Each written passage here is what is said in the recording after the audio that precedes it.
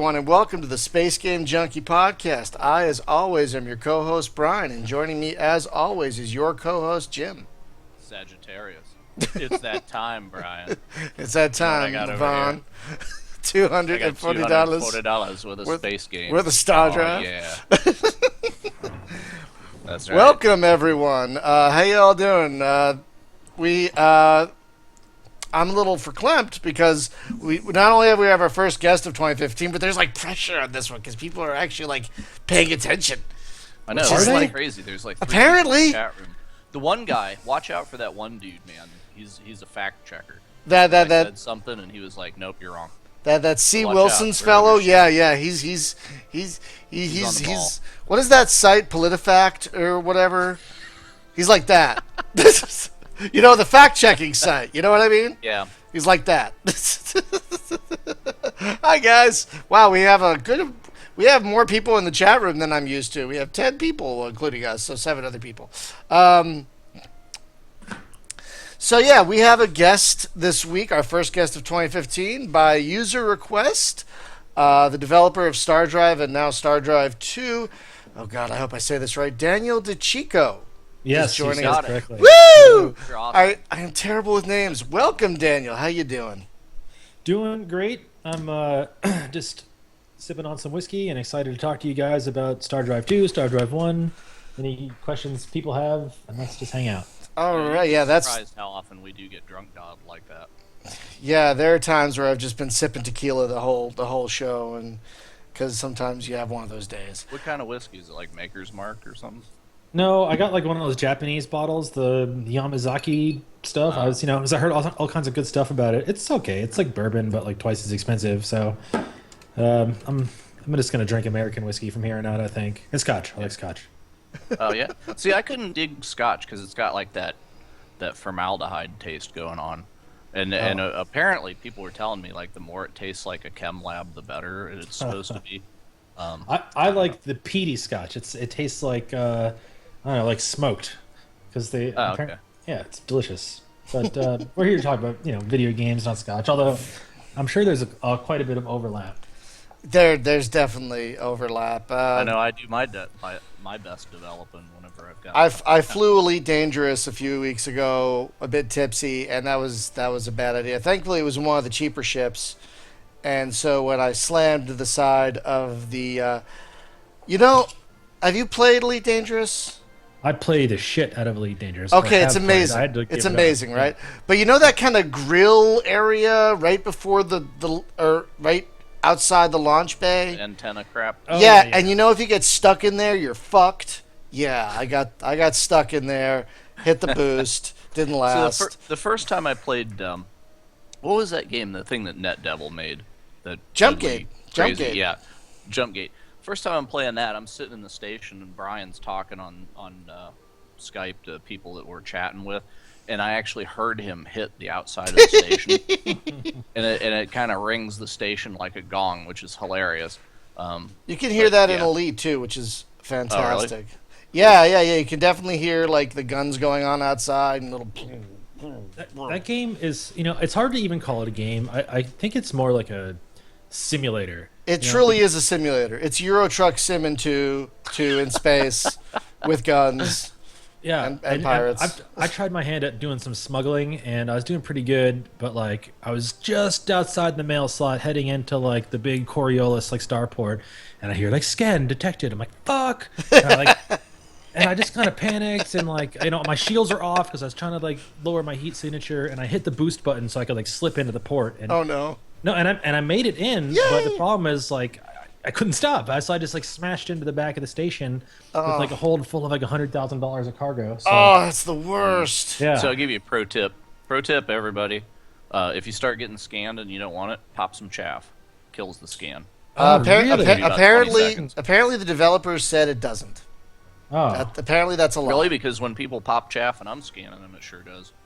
Well, maybe the station doesn't get affected. Yeah, apparently that's a lie. The developers have debunked that. But it works whenever they do it to me, which is sucks. But anyway, we're here not to All right. talk about Elite, but we could for days because oh my god, that game. Oh my god, that game. No, I, We're here to talk about the Star Drive games. Now, before we get into Star Drive 2, let's clear the air a little bit because Star Drive 1 has a history, and I just wanted to get this out in the open.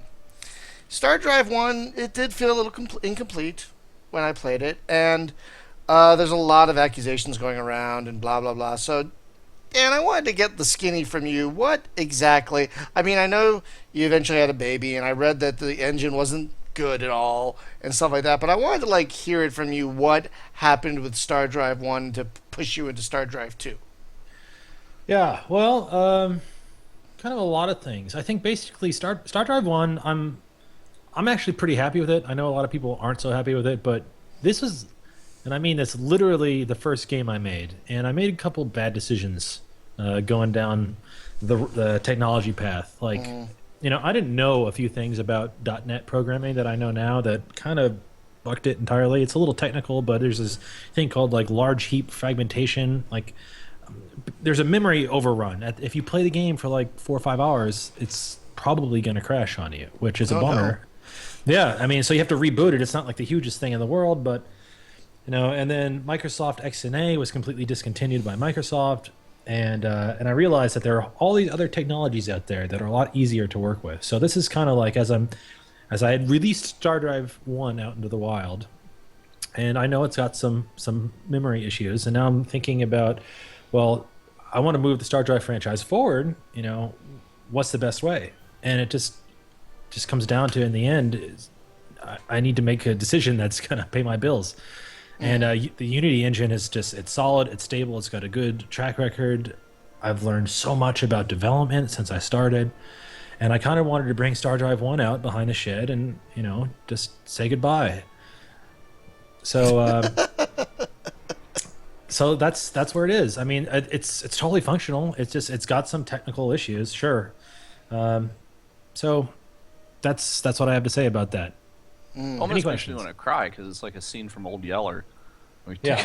Behind the shed. Oh my. Well, yeah, I guess it was. I guess if you look at it as it was a learning experience, kind of a springboard to. Well, learn. then but I'll play devil's advocate as the attorney in the room, former. Well, why should everybody else have to pay for that learning experience? Because I've heard that a lot thrown at me. It's like, well, why should we trust you? You delivered this game and it didn't live up to expectations. And thank you for asking. So, the thing is, I've grown as a developer. I've grown a lot. Everything I know about creating UIs and just about the internal structures of the code. I've grown so much in that, and the other thing is, I actually, like I said, I'm proud of Star Drive 1. I think it was a fun experience. I think it provided a unique take on the genre, and it really sucks that for some people they didn't have a good time because of incompatibilities with their system or whatever. So, in the end, I'm really excited about Star Drive 2, and I hope that people can look past the flaws of Star Drive 1 and get excited for the second game. Yeah, because they should. Because I've played about an hour and a half so far of the second game, and I just gotta say already it feels better than the first one. I just want to say that right off the bat already. Now I've got it going in the stream, so I'm gonna start a new game. But I don't remember. Did the first one have race customization? Yeah, as well? it did. Yeah. Okay. But one of the big differences, I think, one of the reasons I decided, okay, for Star Trek 2, I'm going to do this turn-based strategy thing rather than the real time, right? So it was a real time grand strategy, and this, I just felt like the strategy game was actually a little bit lost in it. I don't know. I feel like when you're taking a turn, when you have a chance to sit and think about your move, it feels more strategic to me. So I almost feel like the problem is that a human being can only watch one screen full of information at a time, right? And then you got crap happening all over the galaxy. How do you track that in real time, other than pause and run around and then unpause for, count to 10, pause again? Yeah. Well, I really love that. And a lot of people really likes just how alive the universe felt in Star Drive 1. And So there's trade-offs, like that when you're not taking a turn, the galaxy is completely static. So, but Yeah. anyway, I wanted to make more of a strategy game for Star Drive 2, something that you can agonize over the turns and have that one more turn feeling. Which it Well, you said does. If whenever I'm you going were to making say. Star Drive One, you were trying to make Master of Orion 2.5 basically, and I think this is a lot more true to that than the first one because of the real time thing, right? So I like the turn basedness of that. Yeah, totally. This game is really a lot closer to like that Mu 2 formula, and you can see it even in like the just how like you manage your citizens inside of the colonies. You know, because you can assign them as farmers or workers or scientists. And in the first one, we had just little sliders for those things. So here, like if you zoom into your colony, you can see what I'm talking about. Now, you know Twitch, so there's just there's a delay.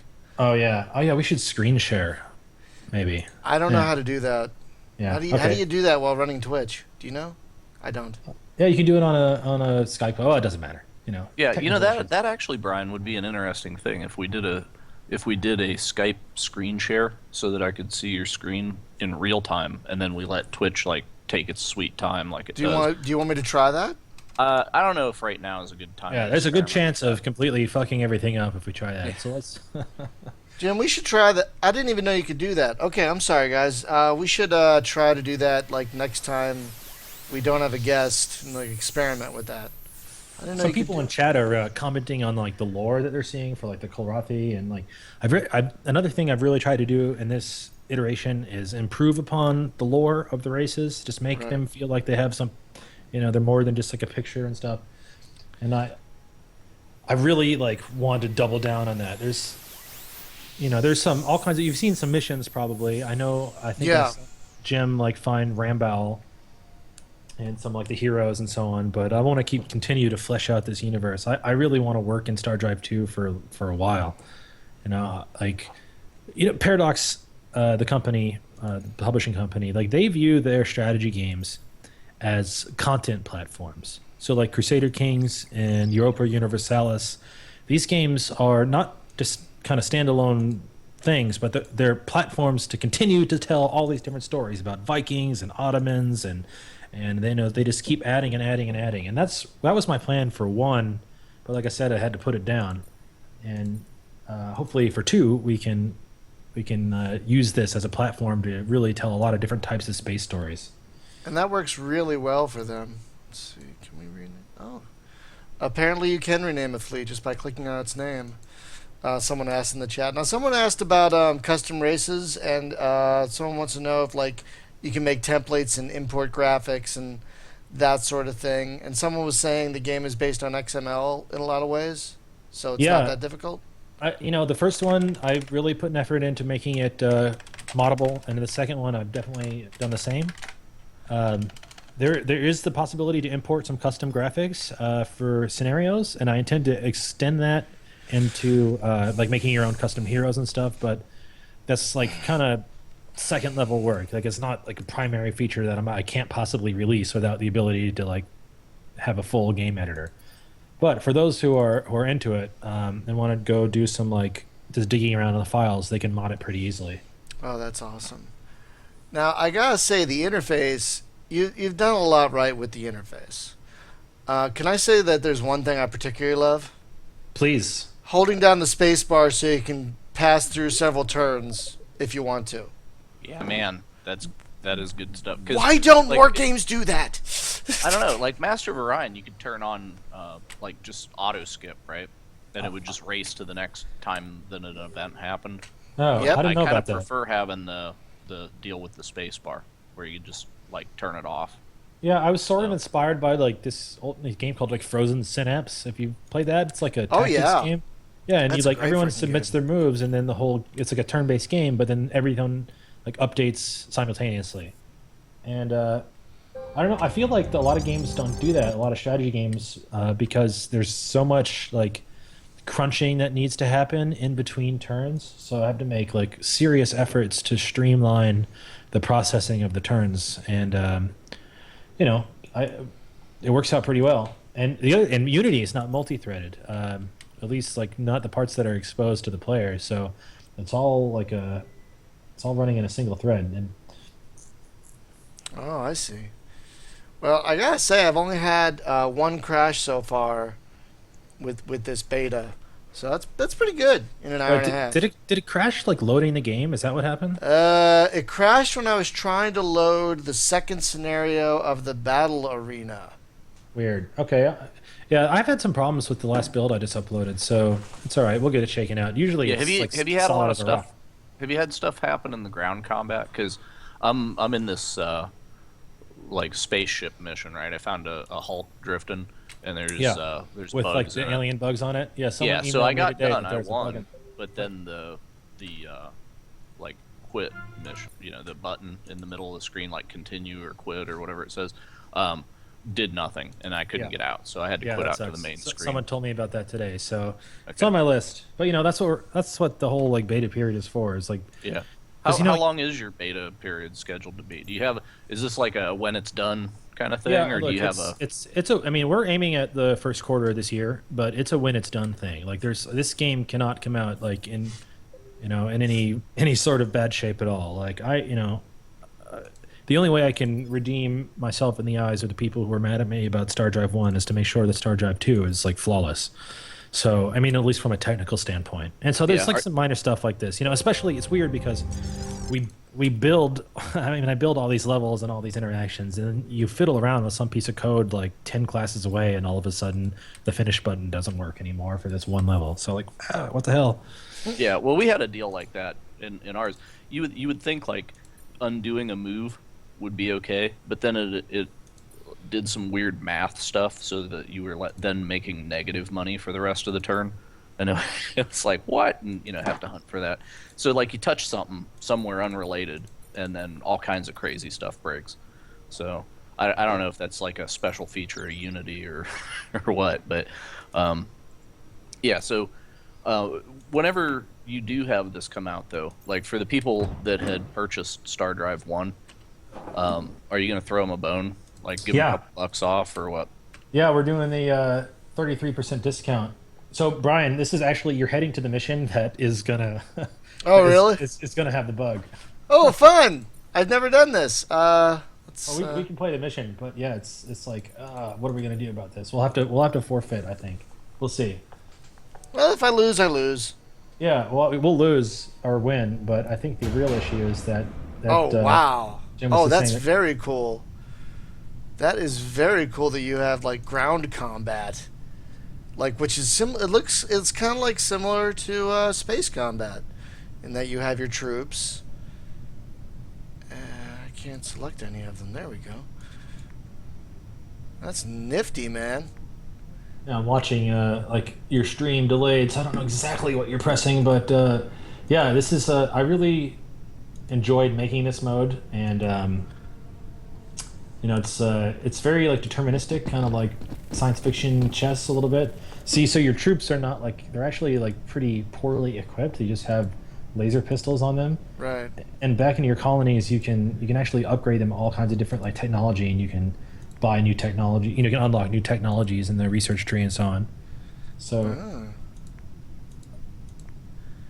that's very cool. Yeah, this is neat. It's kind of XCOM-y a little bit. Why can't Yeah, I totally. shoot you? Why can't I shoot you? I want to shoot you. yeah, they're out of range. At least when I'm watching. Yeah, your dudes can't move through each other. Right. Okay. So I have to actually move them up here and then tell them to attack, I guess. Yeah, or there's like, each of these weapons have different ranges. The laser pistol can shoot up to 3 spaces, so Oh. you can like get into range and Oh, cool. pop a shot off. These guys are probably gonna own you pretty good. I see. Oh, yeah. but- It's all about learning. It's all Yeah, about the but the learning. Kulrathi are tough. They're tough space bears. I do enjoy them. I do enjoy them very much. Okay, I guess we'll end the turn. Oh god. Oh god. Oh god, they're all like poisoned or something. Or no, wait, maybe they're not. I don't know. Let's see. So you shoot that guy. This is actually pretty awesome that you have this detailed mode of combat. I mean, I really like that because usually the last time you could do this in a game like that with ship and ground combat, I'm gonna throw it out there. Rules of Engagement and Breach. Remember that? Did anyone besides me play that? I hope so. No, I've never played it. Oh God. Yeah. Rules of Engagement was this amazing space battleship, like capital ship simulator. But you also had the separate game called Breach, which was like kind of an XCOM-y, Jagged Alliance-y game. But you can link the two together in certain scenarios. So when you boarded a ship, it would load Breach. You know, and Sweet. then you would take Yeah. control of the ship and then go back to your ship once you were done in Rules of Engagement. So that's what this reminds me of. That sounds awesome. And, oh, it was awesome. Is there like a hotkey to go through your units? No, but Okay. that's a good suggestion. Yeah, I discovered here that I could right click. I don't know if it was a bug or I had screwed something up in the first time that I played this mission, because I'm actually right now in the same mission that he is. Which race are you playing, Brian? The Space Bears. Okay, I'm the Cthulhuid. Yeah, you can if Riley they guys. have the AP, you can just right click to and like they'll use their best attack on them. So I'm thinking like especially with the Cthulhu guys, I wish that I could board an enemy ship and just like actually eat the crew. That would be great. That would be cool. Like Yeah. chase them into the corner and eat Oh, their face. lost two guys. Oh, damn. Yeah, I intend to add some like racially specific technologies to like the starting. Right now, all the troops start with like a laser pistol, but down the way, like the Cthulhu guys have like this like power staff and shit. So I'll make sure that's all worked out. But there's tons of cool ground combat technologies, and you can get like giant mechs and stuff. Ooh, Max. Yeah, you may lose this. Yeah, you're gonna lose this. But I'm gonna lose it. That's okay. The real problem is, I see two things. Is that this bug that Jim reported here earlier. So we're probably gonna have to restart the game, unfortunately, because there's some hang up. That's okay. I mean, it's a beta. People understand it's a beta, so that's fine. But I am enjoying this little bit of ground combat. One, it's a nice break from the space combat, but you also can set it to auto, so you don't even have to do it if you don't want to. Are these missions randomized that you get that are like this? Like they're randomly placed throughout the universe. So this is like a semi-handcrafted level. Like I have this system for just generating like a tile-based like output based on the outline of the ship, and then I just like put some props down in it. So like finish. Oh, okay, cool. It actually worked just fine. Or is it gonna hang up here? No, it seems fine. Oh, okay. Well, great. That's great. Yay! So now I got to figure out why it didn't work on Jim's computer and it works on yours. Because my computer's awesome. Yeah. So your troops died and you lost the mission, but you can always try again another day. Well, that's why, because whenever all my guys died, it worked. But whenever I won, then it choked. But Okay. Yeah, I'll figure it out. That's the fun of hunting bugs. But yeah, so ground combat is cool, and there's a bunch of different ground combat scenarios in the game. There's some that are like you only get if you have certain heroes. There's some that are kind of random. There's some that are generated based on what's going on in the universe. Like if you want to do some espionage, you can get an opportunity to do like a lab raid. You can like raid an enemy lab to like get some of their technology. And then of course, every time you want to conquer a planet, you have to do one of these ground combats, like just kind of a standard ground combat on their planet. Now, I gotta say, one thing I also like is this very streamlined Empire management screen. Yeah, thanks. I really like how easy this makes pretty much everything. Okay, so that's the thing. I'm gonna talk about the UI for a minute here. Okay. The UI I really like. Yeah. Like all your tooltip pop-up stuff is right on time. I especially like the fact that I can go to help and actually summon up the tutorials, and get a little lesson on what's going on. I had one thing that was kind of frustrating. I didn't understand, and it's because had I known it was automatic, right? But I hunted for like 15 minutes. I did the tutorial, for the transports, because I built some transports, and I was like, okay, well, I'm going to take these guys in this colony, and I want to ship food over there, right? And try to grow that colony, or just I have surplus food. I want to send it to that planet and have them grow faster. I couldn't figure out how to do that, right? But it seems in the tutorial you said, well, if they're starving, we'll send food, right? So I had to move all my workers out of the farm into production and put them in a starvation state, and then the transport automatically went. But I spent like 15 minutes looking for like, how do I load food on a transport?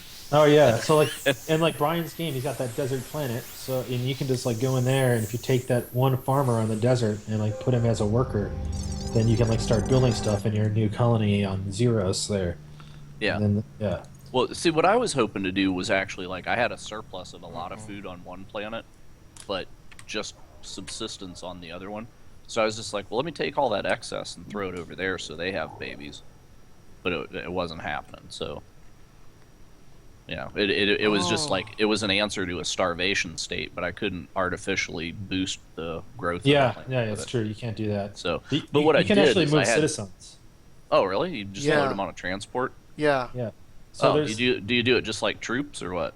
you can actually do it in the Empire menu. You can just grab there's a little tutorial on it. You can grab like a citizen from one colony and just click them into a new colony, and the transport will automatically generate. Oh, okay. But the funny thing about that I discovered is that the transport can get attacked and destroyed, which is hilarious. Yeah, well, because you have those like crystals like hanging out around your planet there, like I know they're blockading my new colony. It's like, oh shit, what do I do with that? I don't know.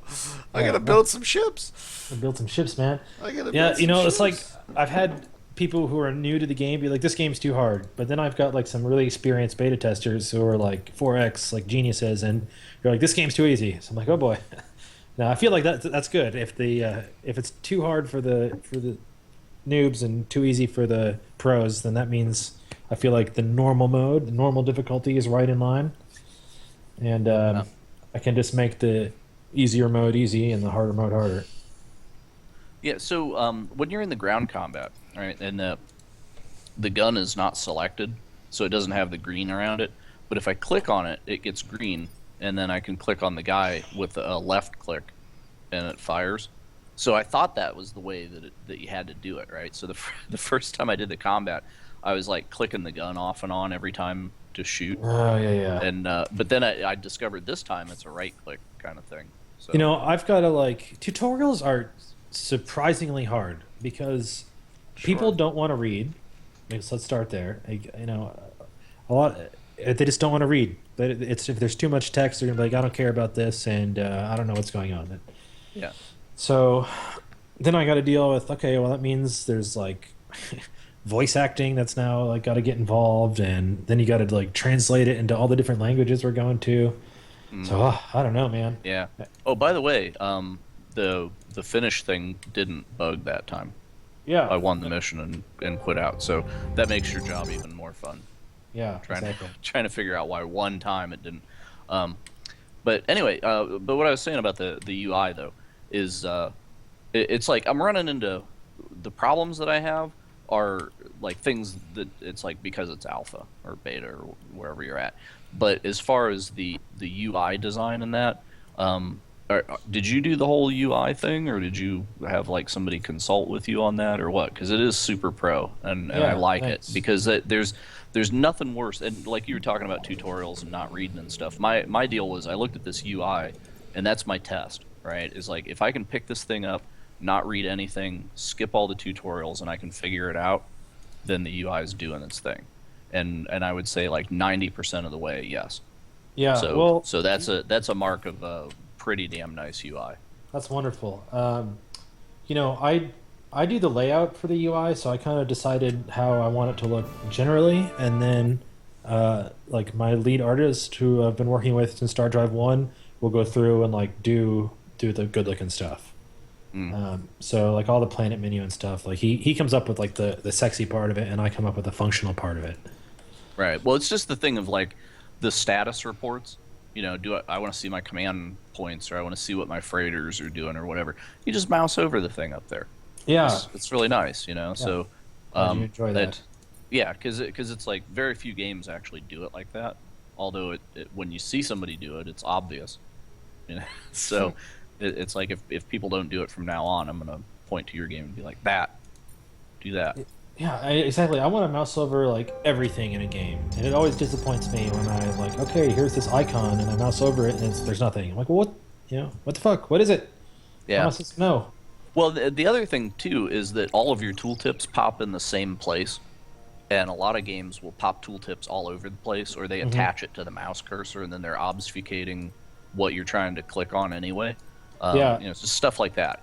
So I much prefer, like, I know when I hover over something to put my eyes in a certain spot, and that's where the tool is going to be. So yeah, yeah, it's all good. yeah. Thanks. It's actually there's some agonizing decisions because they don't always pop in the same place. Sometimes I want to put them closer to where you're looking, and sometimes I want to like put them just in the upper right or whatever. But consistency. Yeah, let's check this Yeah. flight out. So the ship construction stuff, right? Because that's pretty complicated in there. Um, when you do that, uh, it's like because there's pre-made ships for each class, right? But Hmm. is that kind of like this is an example ship, so you get an idea, and Yeah, then some just go people make just your own? Because some, it's like I look at what technologies, the mix of technologies that I could possibly have. Do you somehow have pre-mades that suit every combination of that, I was going or to ask no, that. Good job. yeah, not yet, but the AI does. The AI I give some more stuff to. But when I launch, I'm going to have some more presets, but it's not going to be perfect. Like you're going to have to design some ships. Basically, what yeah? I want to do is provide some basic templates that span major technological like epics. So when you unlock phasers, you're going to get like a nice phaser ship that I've designed for you. But it might not be even like the best design Yeah. because as I want players to like really experiment. Mm. And It would some be cool if you had a way that you could actually track player stats or something like what did they build, what's the most bitchin' ship, or have people be able to submit ships. yeah, I'd Actually, love to have that would that. be pretty cool if I mean you wouldn't have to build a multiplayer game of play the whole game, but you could be like, okay, I built this ship and fight against another person's ship. Like they could upload the ship and you download it, and now the AI's got it. Yeah. I really hope that we Kind can of. integrate What some of was that that game stuff. that did that? It was Gratuitous space Spore. battles. Oh, Spore did that too. Yeah. Yeah, But in gratuitous space battles, you could upload an entire fleet, and like someone would fight your fleet, and then Yeah. you'd like there'd be leaderboards for that specific combat. oh yeah, that's pretty neat. But anyways, yeah. So the other thing in the tech tree, right? So what I notice is kind of master of variety that there's each tier I get three techs to choose from, and I pick one, and then I'm locked out of the other two, Mm-hmm. right? Is it always that way? Because in Master of Orion they had a perk that you could buy that was I forget what, like It's called creative or creative. something. Yeah, Yeah, everyone keeps asking for that, and I'm gonna put it in there, but I'm just gonna make it expensive, and if people want it, then they can have it. yeah. Um, So, but there's no way to go back and pick something up like later, right? Because uh, sometimes there's two things that I would kind of want, there's a couple but of things. Yeah, you can do it through espionage. You can steal technologies from races that have stuff that you don't have, and then you can also trade for those technologies. But there's no way to actually go back and research them. You're locked out. oh, but that's cool though. It encourages diplomacy. Hmm. So, but when I'm playing as the Cthulhu guys, if I board their ship and eat them, then I should learn their technologies from eating their brains. Yeah. Just putting that out there. Okay, brain eaters as a perk, we can probably work with that. Actually, I do have a perk called assimilators. I think it's like a technology you can unlock, so you can assimilate some knowledge when you conquer their planets. Yeah, well, I thought it was hilarious the religion thing about being the sacrificers, because totally I'm doing that with my Cthulhu guys, right? I'm never going to play another race with those guys, by the way. But the whenever it says you gain X number of points of science for every citizen that you sacrifice, but you get like double if it's a different race, and it's like yay, because I Yeah. know exactly what I'm going to do.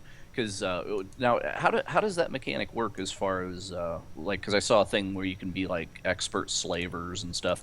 Does that mean you go like raid an enemy world and snatch their people? Yeah, so that's basically the whole thought I had was either you can like, well, you can raid the enemy world and like snatch their people. You can if you get into orbit and like defeat their orbital defenses, but like maybe you can't defeat their ground defenses or you just don't have the troops or whatever.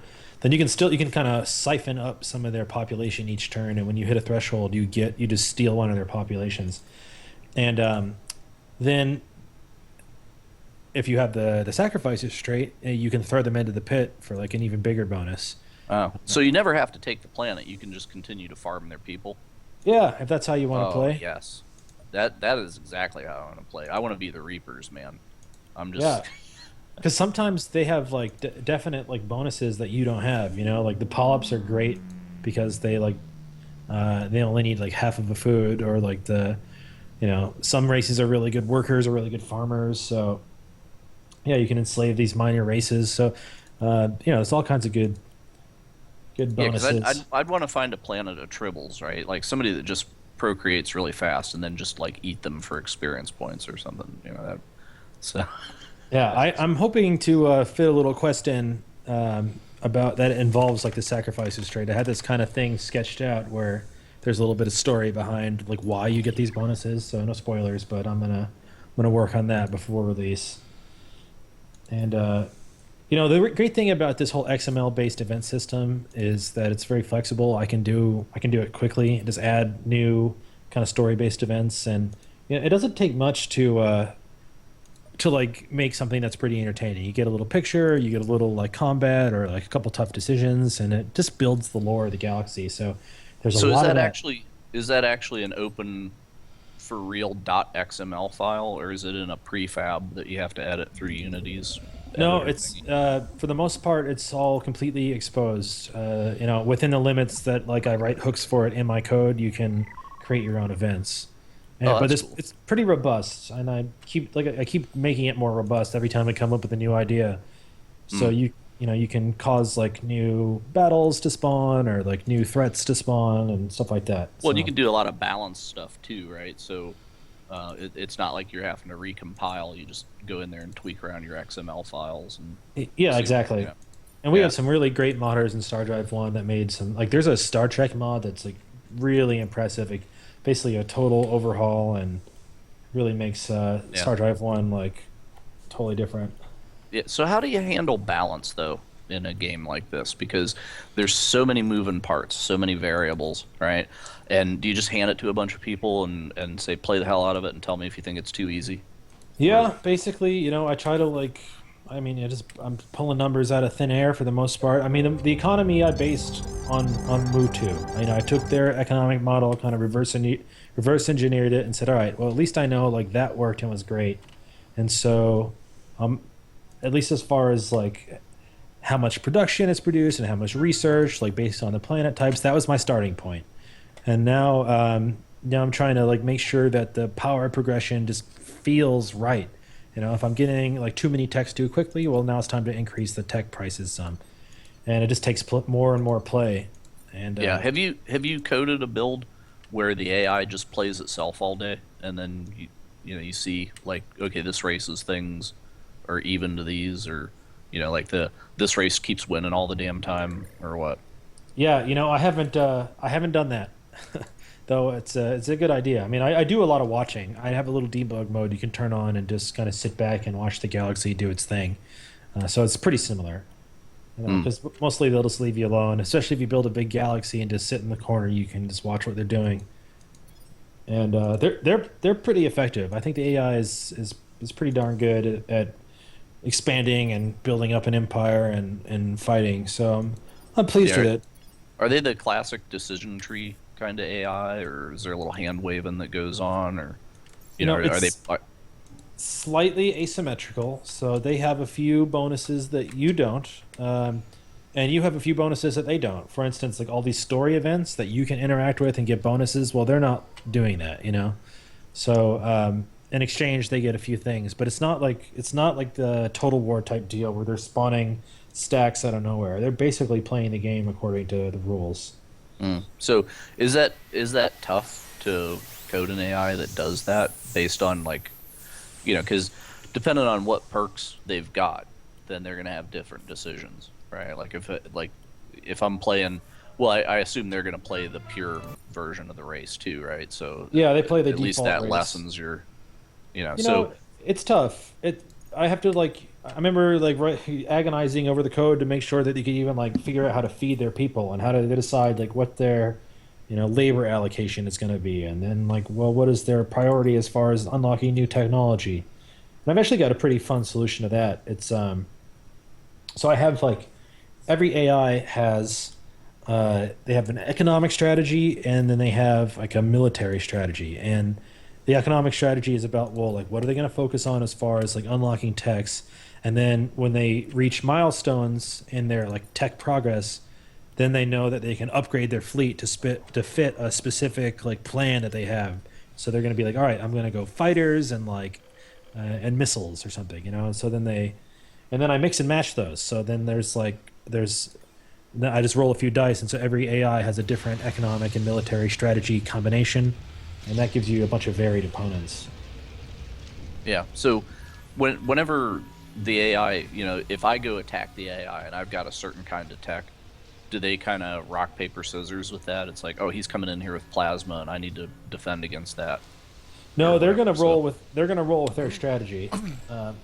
So He's- like they're building a fleet based on what they think they're going to be strongest at, and they're researching text to like make sure that they keep an advantage in that field. So it's kind of up to the player to react. Yeah. Sorry. go ahead. No, it's interesting because these crystalline guys attacked me, and they had these like little kind of dinky weapons, and now they're back again, but they got these much more powerful beam weapons this time, which shows a little bit of improvement, which is nice. Yeah, well, I think I'm gonna have to make them even harder because you're just like destroying them, and I think that they really should not try to attack your starbase. Yeah, because it's just too tough. But you notice you got some medals at the end of that battle. Yeah. So, yeah, you get the golden coin of defense for defending your homeworld. That was very nice. I also like that there was this little story element, like why are these ships held together by bare technology? That was nice. Yeah. That was nice. I like that. There's been some discussion in chat about those rockets that our starbase was firing there, and like, yeah, they're kind of slow, heavy like first tier rockets, really good against slow movers, but fast movers can confuse them. And those missiles, like, people are like, oh, it looks like they're being jammed, but no, they're actually anticipating the future position of the ship, and the ship is just outmaneuvering them. But higher level missiles have like more hit points and they move faster, and like a missile strategy can be really powerful. Right. Yeah. So the AI because I'd heard you talk in other interviews about like the space combat was the thing that you were really into. So I'm expecting like that's where you put a lot of work, right? So what happens in the brain of the ships whenever they come in to fight me? Do they just decide like, okay, I'm gonna kill that guy, or does each ship decide? Does the AI jump around to each ship and think, okay, what does this ship need to be doing? Yeah, so there's a high level tactical controller that analyzes its own fleet and sorts the ships into roles. So it looks at like your max. It looks at your loadout and decides, okay, this ship is probably an artillery ship. This ship is like maybe a close range brawler. This ship looks like it's a good screen ship, and so then once it sorts it into roles, each role then looks at the enemy fleet and kind of it tries to decide who the best targets are for the role. So, for instance, if you're like an artillery ship, I think maybe your first priority is going to be frigates. Like try to take out your biggest threat. So anyway, that's how it works. It's a tactical controller that makes some analysis and makes some decisions based on the fleet compositions, and then the ships have their own brain about how to go ahead and execute the orders it's getting from the tactical controller. So they have like little, they're doing their own decisions. All right, well, I'm going to move. Where am I going to move, and how am I going to fire? Oh, that's cool. So, as the player, can I look at an enemy ship and actually see what equipment is on it, like scan it somehow, or do I have to wait until he starts shooting to know what he's got? Yeah, you can hold the tabbed key down with a ship selected, and it's not like the most intuitive thing, but you can see the module overlay that's installed in the ship, so you can see every module cool. that's on there. Yeah. Okay, because that's cool. Like even learning how to build ships, right? Because if I see the enemy come in with something, I can be like, what did he build? And you know, so I don't have to learn from School of Hard Knocks, like guessing what the heck, Yeah. which is what I was doing. So yeah, okay, that makes sense. So Brian, you can go assault that crystalline base. You have a pretty good fleet of warships there. You could probably roll it over to that crystal field that keeps spawning those guys. Otherwise, they're going to keep attacking you every now and again. Oh, really? Is that what this thing is over here? Yeah, the question mark off to the right. Cool. I'll do that. Why not? Oh, hey, with your explorer ships, because I noticed you can build a ship that's just a pure, it's like engines and a gas tank, right? Yeah. Can I automate that guy? Just tell him like, okay, go auto explore, get out of here. No, you can't. You're not the first to ask that. I am kind of opposed to that in a general sense. I don't know. Some people would rather maybe, be able to automate. I kind of like having to order him about. Right. Well, I mean, it's not like you have a gazillion stars in the galaxy anyway, right? So it's not that bad. But some games like Distant Worlds, oh god. Yeah. I mean, you we can't play do that anything. game on total automation. So Yeah. I mean, that game was like a big inspiration for the first Star Drive. I really liked Distant Worlds, but I thought it was a little bit janky, so that's kind of why I wanted to build my own. And it's just, there's just so much, and it's not like, it's hard to find like the game, and it's almost like a simulator. Oh, jeez. Oh. Oh yeah, you're right. I found the crystalline base thing here. Uh-oh. Wait a minute. What? That looks like one of my ships. It's the agitator. What's going on? We're spoiling some of these missions for all of the people that are What's watching. happening? This is very confusing. I do like the combat, though. I gotta say, it's very satisfying. Let's see if you can win this without taking any losses. Oh, that's not gonna happen. yeah, it's almost like gratuitous space battles, except that I don't lose every time. Yeah, So, because I lose every time with that motherfucking game. God, those missiles are just. You know what? Hang on. They're not doing a great job on those fast movers. Fine. Everyone shoot that guy. Yeah, he looks like the threat, if you ask me. Everybody shoot him. Shoot him. Shoot him. Kill him. Make him dead. There you go. Ooh, that looks nice. Let's zoom in. Oh, I like how the sound gets bigger as you get closer. Oh no, I lost a guy. I lost a guy. Have they lost anyone yet? I don't think they've lost anyone yet. Hang on. Let's take you to. Okay. yeah, if we can somehow get you and Chris Parks and the Distant Worlds guy and the Star Ruler guys just God. all collaborate and make That'd be one game, great. The then ultimate then I 4X. wouldn't have to divide my attention between Well, we're all kind of doing a different thing. Everyone's got like what they think is important. Yeah.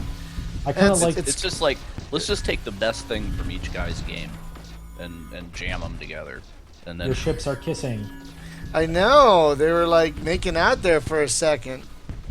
I don't think I'm gonna win this one, dude. I think I just. Yeah, you can like. I don't know. I feel like that ship looks pretty beat up, but it's hard to say. Oh, I You just. You can want- analyze. You can like pause the game and kind of. Oh yeah, you're not going to win this one. No, I'm not. No. Let's see. Can I tell him to run away? You can hit R. Just hit R to retreat. do you not have a star base at this planet, or they No, killed it? this is the crystalline area thingy-majiggy. Oh, Yeah. Oh, you you try I'm to- sorry, I wasn't watching your game. I'm playing my own. So. Yeah. Whoops. Let's see. Is your guy going to make it? I mean, I'm watching. I on don't the- think on he the Twitch is. flag, I so don't think have he no is. I idea. just wanted to take out this guy, but I don't think he's gonna do it. Here, if you can zoom in and like hold the tab key to see the module overlay, you can really see Oh, how bad it's going to there be. he goes. Yeah. Oh, he retreated. Oh, good. So I didn't lose everyone. Oh, that's good. Yeah, and whip. Nice. Made it. Barely. So one thing that I noted, Look, those crystals got purple hearts. I started a game with the android flies, Yeah. whatever their name is. I started a game with those, and their trait, they're poor farmers, right? So they started out, even with both of their guys in the farm, I was still starving.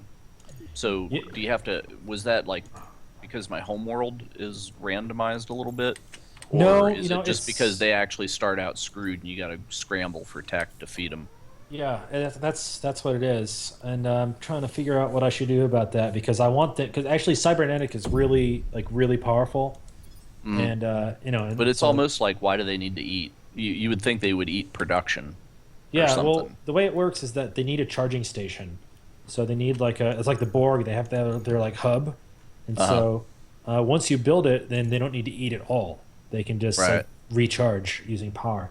Yeah. So like, I think that I'm gonna add a couple things that like a little events at the beginning of the game to for each race. It's been in discussion for a while now, where we where we just kind of give a little brief introduction to the state of your empire and like a cybernetic race. Like, with the Opteris, the kind of story is like they've just kind of transitioned into cybernetics, and they need to like make some decisions about how they're going to survive because Oh, they're okay. really crap. They're really crappy farmers. They still have some organic parts, but Well, if you could make them like cybernetic and photosynthesis, yeah, that'd you be totally scary. could. Yeah, Yeah. exactly. That'd be a But great talking combination. about the alternate food model though, and I just need to get back to the Cthulhu guys eating people. If we could eat slaves as food somehow, and then Yeah, get like a super food bonus for it, then I wouldn't need farmers. I just need slaves. yeah, that's actually a really interesting idea. Have it like so that if you have someone from a different race on the planet and you have this like trait, then you can increase your population growth like exponentially by consuming them, something like that. Oh yeah, totally. That's a good idea. Yeah, but only for the Cthulhu guys. Well, you saw I I've wanna- got something like 40 different racial traits in there, and I still feel like it's not enough. I want to do like tons more. I'm not gonna do much more. I have a couple ideas that I'm gonna put in before release, but like I was talking about the whole content platform thing is like down the road I really want to just blow it up so you have so many different choices and different ways to play the game.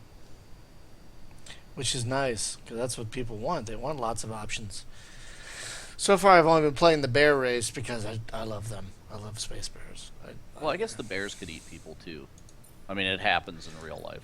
So But these are civilized spacefaring bears, dude. they're kind of Care Bears, yeah. No, Get- they're not Care Bears. They're warriors, but they're civilized spacefaring bears. They don't eat people. That's beneath their honor. well, Yeah, the maybe whole- maybe you need like a branch strain of them that is actually Care Bears, and then you put Yeah. it in motion. All right, I'm gonna do that, and I'm totally serious. I'm gonna put like a really colorful space bear somewhere in this. Just, they game. all have rainbows on their chests, and And he'll do like a space bear stare that'll like come out of his chest like an intense beam. I'm not even joking. I'm gonna do this. oh, It's not- oh god, bears with lasers, and they could have laser cats. That's their weapons. well, I really enjoy like making all the ridiculous shit that you can find in this game. Like, it's fun. It's fun to me to like make jokes, and they're hidden. No, I mean this game does have a nice sense of humor, which I do enjoy. Yeah, which is nice, because so many of these games take it so serious. So and then- seriously. Oh my god. Exactly, and it's like just to have a little bit of lightness in there, awesome. Yeah, it really is nice. But No, it yeah, I helps- mean, it's like in Diablo, you discover the secret cow level, and then it's a whole nother game. Yeah, So- I never actually made it to the secret cow level because you have to collect all these different parts like Wirt's Bell and I don't know. all these Which other- game of the Secret Cow level? Diablo 2. Oh, Well, Diablo 3 has it too. it does, Yeah, but well, you have to. well, yeah. Diablo 3 is like a rainbow unicorn fantasy land, which is even worse. So Yeah. it's almost like being in Mario's Mushroom Kingdom. But yeah, the only way that I saw the cow level is a buddy of mine is that obsessed with, or was with that game, but he's just he'll play one game to death, right? And he played that and he got to the cow level and then had me join his game. That's the only way I ever saw it because Yeah, I'm yeah, just because not you that really kind need of to guy. earn it. You got to earn that, man. That's Oh hard. yeah. It's for the hardcore, the hardest of the hearted. Yeah, Now, well, now, do maps get bigger than this? I don't remember if I could change the map size. I don't think I could when I. yeah, Um, on the default, looks like the default spiral map. So you can increase the map size by by about 50% on top of this. oh And you can wow! also change the distribution of the stars. So Oh you can have nice. like the one you have right now, like it's you're not gonna like meet another race unless you're really trying to get out there like early on. There's other maps that like the random one, it's just kind of an even distribution, and that's gonna give you like a really fast-paced game, at least as far as like diplomacy goes. Because, not knowing anybody, that means you haven't met anybody that's like evil and making demands of you and stuff. Right, I haven't met anybody yet, which is kind of like, what's going on? Yeah. Well, you Yeah. haven't See, I really. forgot to do it when we started the podcast, but I was going to be like, okay, well, we'll agree. We'll talk about your game, but I'm going to need some of your map data and 500 credits. So Yeah. Yeah, so it's like, yeah, you just haven't explored that far, and neither have they. Everyone's just kind of building up their thing. Yeah, That's I tend to turtle a little bit in games like this myself. So I used to just in games like this I would expand way too quickly, and all of a sudden, where's my money? So I try not to do that anymore. Yeah, it makes me like maybe chat could weigh in on this. I'm just trying to like figure out whether I want the default star distribution because a lot of people when they load the game up, whatever the default settings are, that's what they're gonna do, right?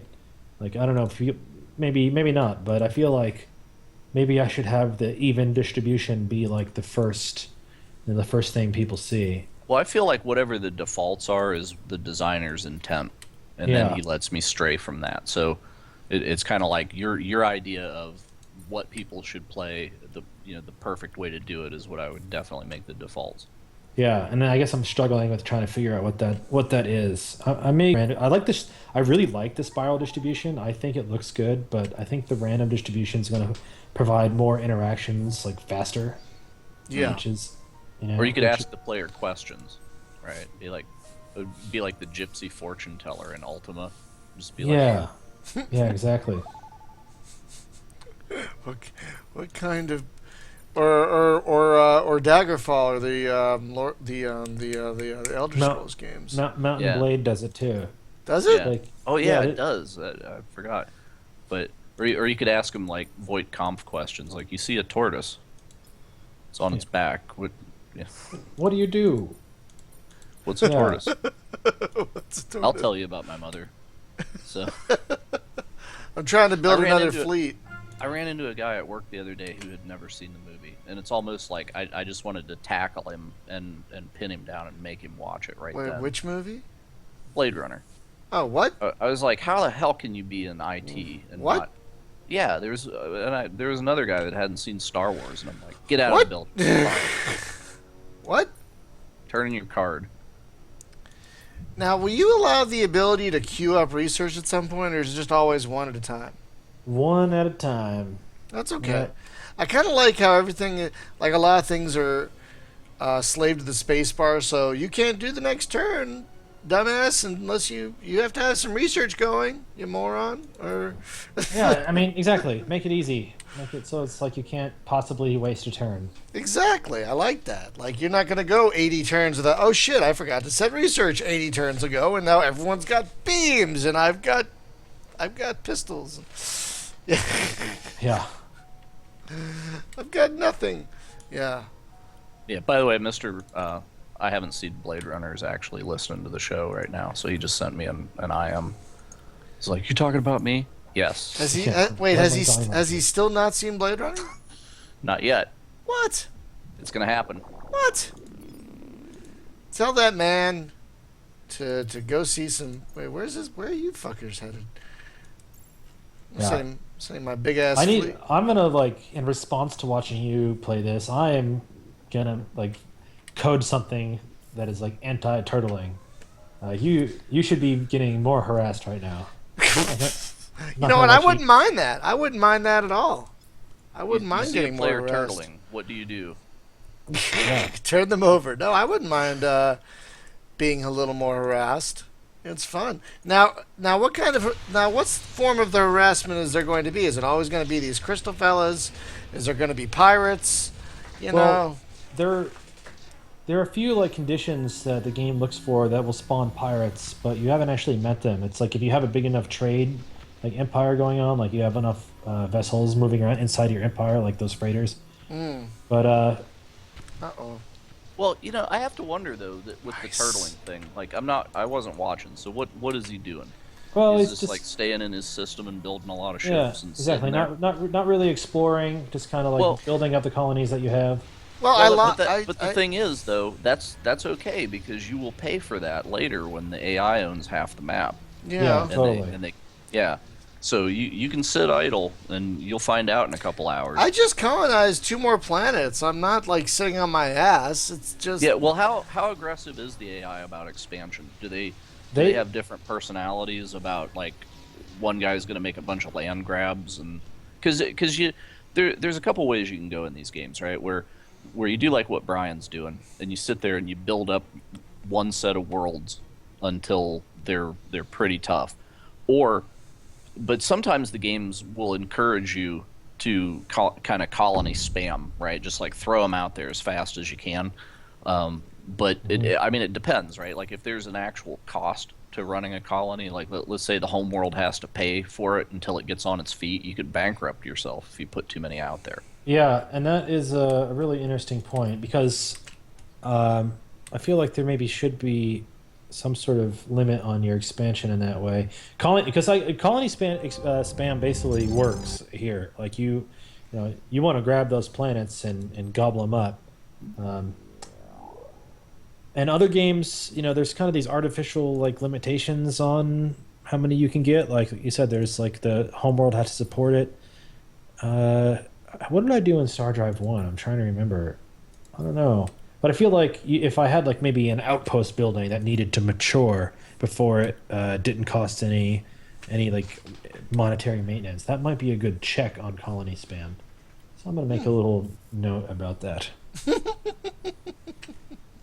The great thing about like making these games is like I can change it at any time to balance it out because I want to like I want the tall versus wide dichotomy to be like a valid dichotomy in the game Mm. balance. Like if you want to spread really far, like I should give you some technology and stuff to let you do that. If you want to build tall and tight, that should be like pretty valid too. So Yeah, well, the thing I was thinking, just my misunderstanding of the way that freighters worked, um, would kind of, if it worked the way I thought, would kind of make that happen, right? Because if you have to ship stuff for X number of turns, right? When there's like only one population on the planet, until I get a sustainable ecosystem going, then especially like for some races it would be far worse, right? Depending on like how do they eat and stuff.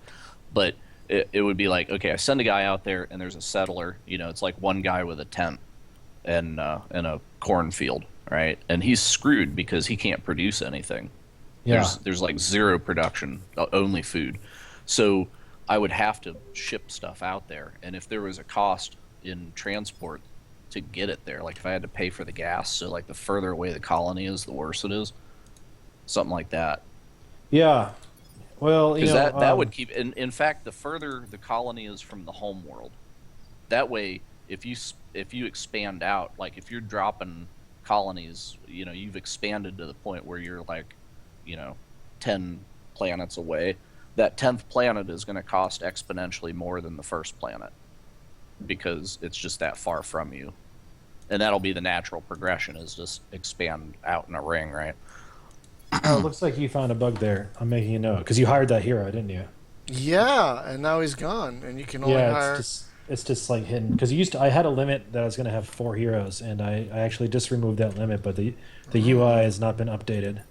Oh, If you fire one of your heroes, your elephant hero will be there. oh, I see. Well, let's fire one of my heroes. Which one don't I like? You. Let's fire you. Sorry, fella. Herm Glove. There he is. Hey, buddy. How you doing, pal? Let's sign you there. Booyah. All right. I like how he's a fist. Okay, so now let's see. Are there any other good planets we can? Them space fish guys are creeping me out, man. Are those the guys that have the fish that look, or the ships that look uh, like shrimp and stuff? Or, No, those are like space monsters, those shrimpy guys. oh, okay, because I was like, I had some space lobsters eat my face, and it wasn't cool, so I lost them.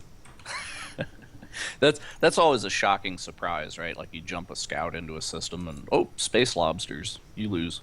Yeah, and So, I want to have even more of that stuff, but making games is expensive.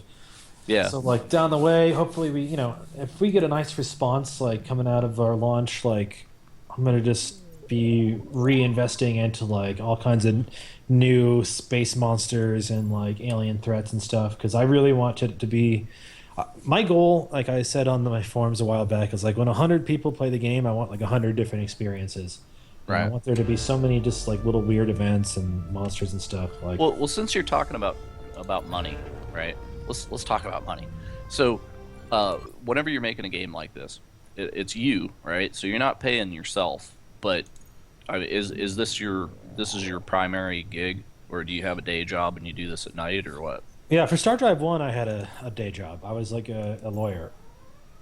And for Star Drive, since Star Drive 1 came out, like basically it's been able to pay the bills. And my wife also works. And so that's how it gets made.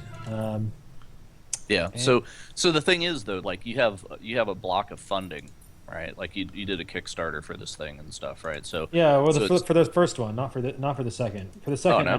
I just like reinvested the proceeds of the Whoa. first into. Oh, okay. Well, that's cool then.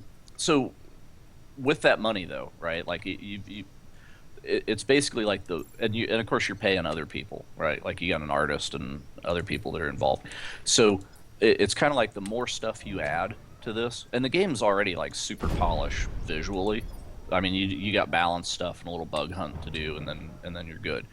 But it's kind of like as people continue, like I'll sit here and just throw features at you all day, right? Yeah. Like, oh, put this in there, oh, put that in there, and you could continue to do that forever, right? But that's burning money, and it would be double bad, like if you were paying like a big staff to do it, right? Yeah. So because you're going to burn the budget out, so you have a ticking clock at that point. Like, what can I get in here before the money runs out? Yeah, So so it's running a business like this is hard. You got to make like some tough decisions, and the thing is, a lot of times your players don't, especially younger guys. Like if like when I was 15, I had no real concept of like, what it takes to like not only run a business but like run a family and a household and stuff like that. So it's like, yeah. So sometimes you have to make some tough decisions about what's going to make it and what's not, and like, and then there's. So just besides the money, almost like the money is the easy part when it comes to making a game like this, especially when I'm working with like a publisher or whatever. There's always ways to like raise a little bit more money if something is like well, that's absolutely true necessary. because you're not full, like you're not just flapping in the breeze on your own. You've got Iceberg, right?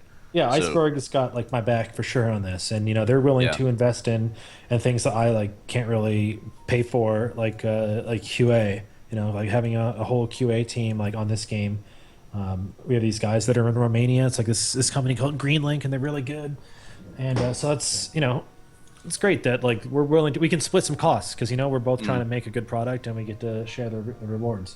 yeah. So what else does Iceberg bring for you? Do they handle like the PR stuff a little bit and that, or because Yeah, I mean it's like Star Drive 1, you were kind of on your own with, right? As far as like, can I get the press to talk to me about this thing that I'm doing? And yeah. so Iceberg helped a lot on Star Drive 1 too. There it's just that we're all kind of growing together. I mean, they bring to the table like a wealth of experience in like distribution. So like being able to like talk to Steam, and have like a relationship there. Like I don't have to deal with that. That's really nice. I have like met the guys that we're dealing with. It's great to not have to worry about, well, how am I going to sell the game?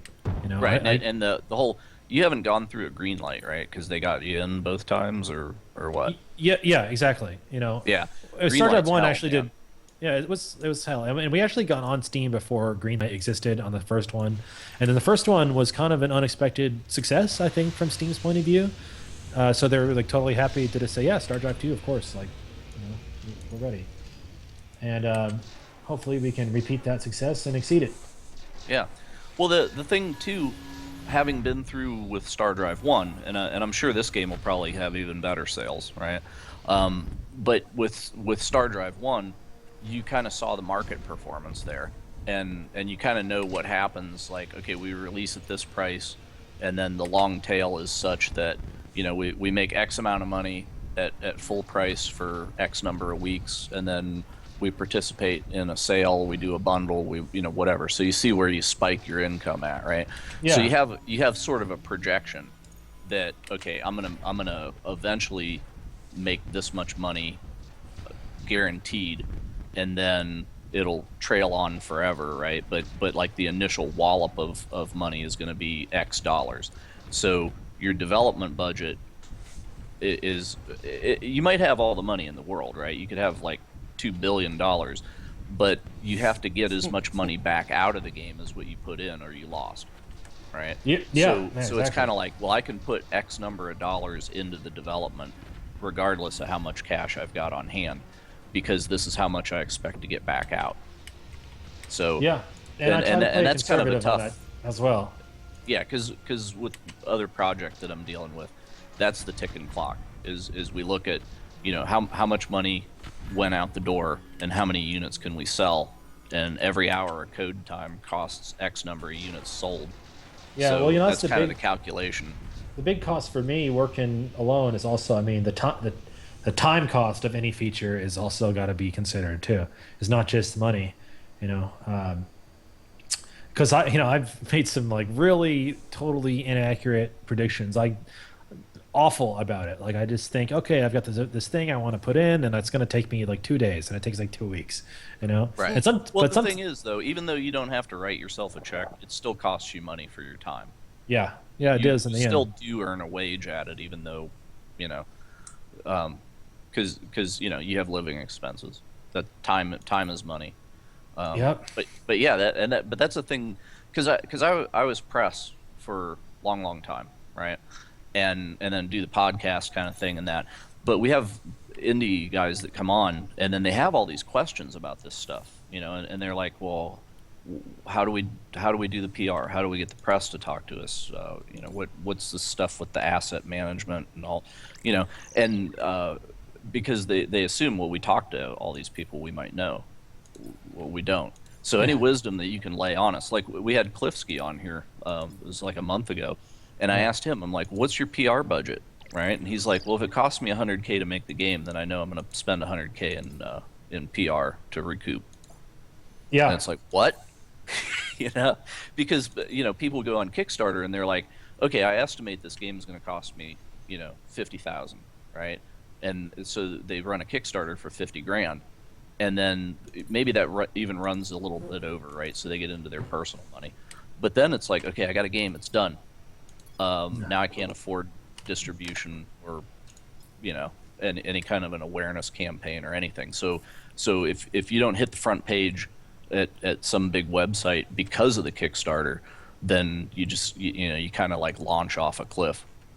So. Yeah, I think that you've got to take a sort of holistic approach to indie development. Like, for one, I don't have a work life like divide. It's just life. I work at my house, and I don't think, oh God, I got to go to work now. I think, well, man, I need to get to work right now, but I don't. It's just like there's just one goal for my life right now. It's like it's all kind of a mishmash of making sure my family is okay and making sure that Star Drive 2 is finished, and I don't try to separate the two. Right, but the beauty of working for yourself like that, or even if you're working for somebody else, you're working on a project that you're really into, is that you don't get out of bed and you're like, oh God, I got to go to work.